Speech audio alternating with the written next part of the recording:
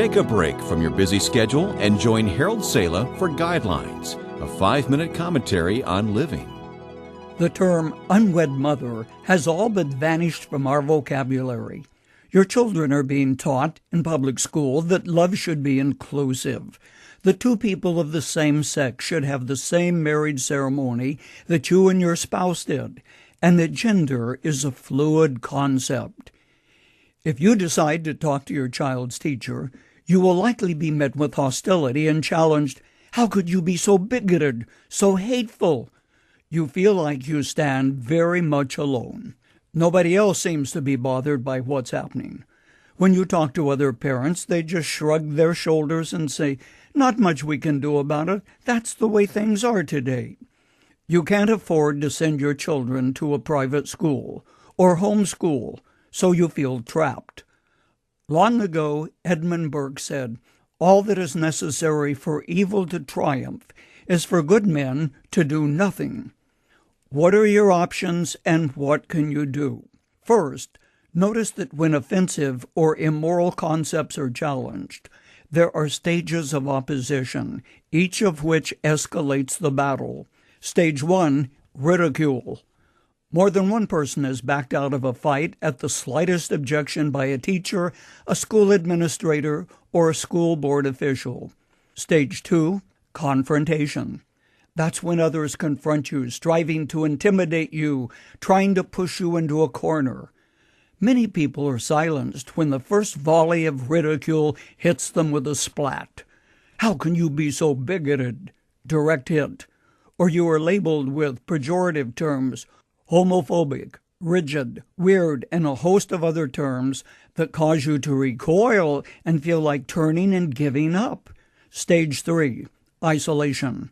Ridicule didn't work, and you refuse to back down, standing your ground. So the next phase of opposition is to isolate you, silence your voice, keep you marginalized, or refuse to let you speak to whomever is in control.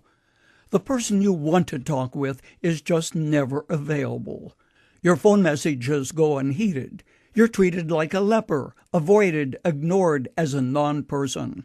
Stage 4, repression. That's the final attempt to cause you to stand down from a battle. It is often when laws are enacted to silence the dissenter, something that is growing stronger every year. How do you respond to situations you feel are morally wrong? How can you be strong enough to make a difference when you think you stand alone? First, strive to remember there are others who feel just as you do. Remember when Elijah complained about being the only one who didn't bow his knee to Baal? God reminded him there were 7,000 others just like him. When someone voices opposition to wrongdoing, others will rally to the cause, looking for a leader to follow. I never cease to be amazed at the stories of ordinary people who say, "Enough is enough," and voice dissent to wrongdoing, no matter what the consequences may be. When you are voicing support for moral and spiritual truths, you stand in the company of godly men and women who found that, though few stood with them, they were on God's side. When I was a young man protesting a moral cause and we lost the battle, an older, much wiser brother said, "Our cause is not in vain. Though we failed, God will use this to bring others into the fight that will ultimately prevail." He was right.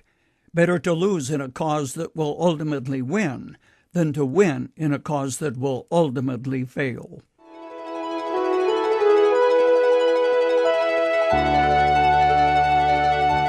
You've just heard Dr. Harold Sala with Guidelines, a 5-minute commentary on living.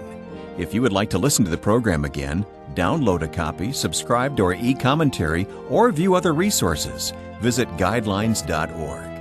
We would like to hear from you too. You can email us at info@guidelines.org.